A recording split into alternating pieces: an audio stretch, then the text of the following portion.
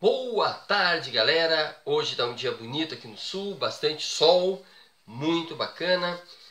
E devido às consequências políticas, às consequências das ações dos nossos comandantes da nação, senti-me inspirado hoje em falar em lei, falar em norma. Porque o que menos se faz é seguir normas neste nosso tão sofrido país.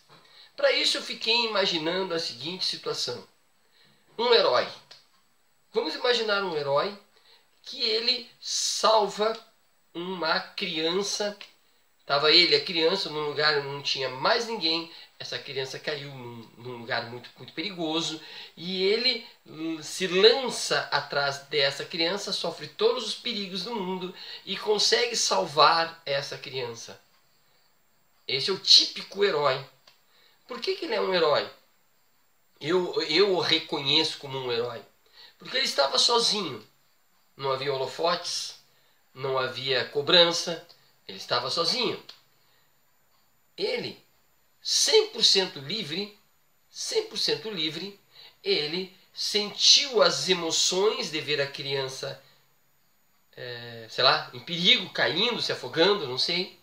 E ele, livremente, resolveu dar ouvidos a essas emoções, a esses sentimentos, jogou-se e conseguiu salvar a criança, e ele curtiu sozinho a sensação que deve ser maravilhosa de salvar uma pessoa.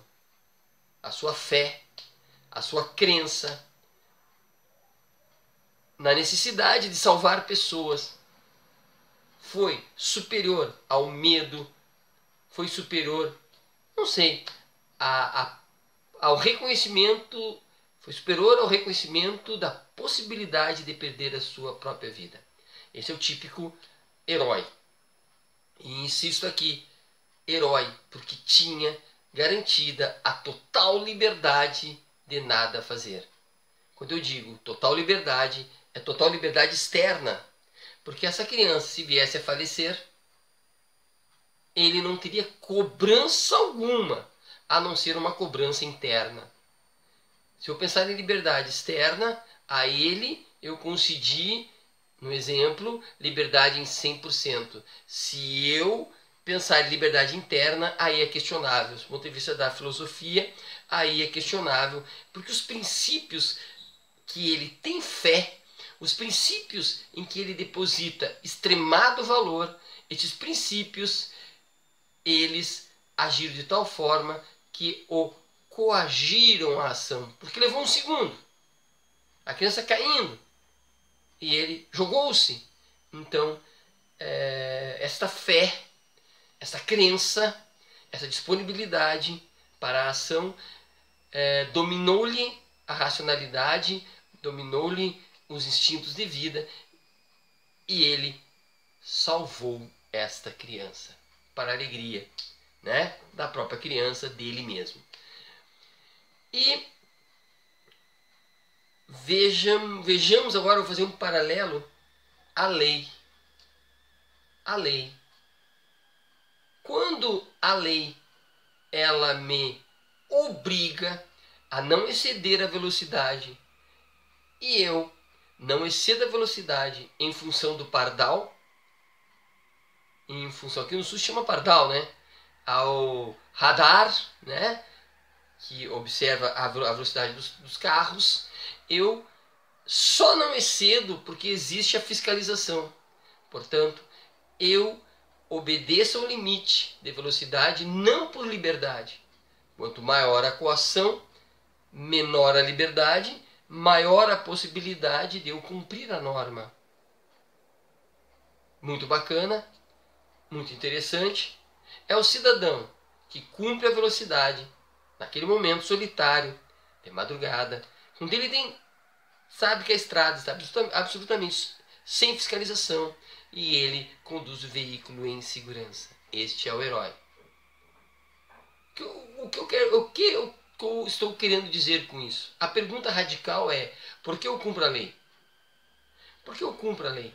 Se a resposta utilitarista, se a resposta for eu cumpro porque é vantajoso, eu cumpro porque há fiscalização, eu cumpro porque há elementos externos que me coagem, eu sou um cidadão pouco livre. E é provável que eu seja um cidadão bastante egoísta, ou seja, a maioria de nós. Se o Jorginho da Silva cumpre as normas, independentemente da existência da fiscalização, ele é um sujeito livre e, portanto, é um herói. Então, a grande questão, por que cumpro a lei, é fundamental. Ou ainda, o contrário dela, por que não cumpro a lei? E nós não cumprimos várias vezes. Qual é a fé? O que me move? Qual é a minha crença quando eu cumpro? E qual é a minha crença? Qual é o meu móvel? O que me instiga a descumprir a lei? Vemos nesse momento em que muitas pessoas importantes não cumprem a lei. Ou cumprem a lei somente em relação à fiscalização. A ausência de valores, a ausência de fé no correto, a ausência de reconhecimento da lei como algo importante, não só importante, como decisivo na vida das cidades, é aquilo que me faz um mau cidadão.